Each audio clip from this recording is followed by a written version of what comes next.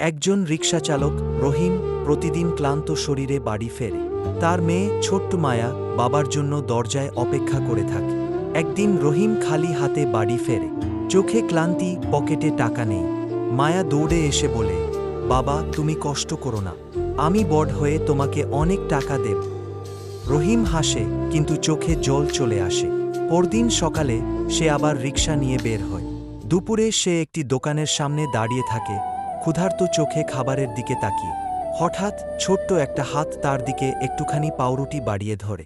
সে তাকিয়ে দেখে তার মায়েই সেটা এনে দিয়েছে। বাবা অবাক হয়ে জিজ্ঞেস করে, এটা কোথা থেকে আনলে?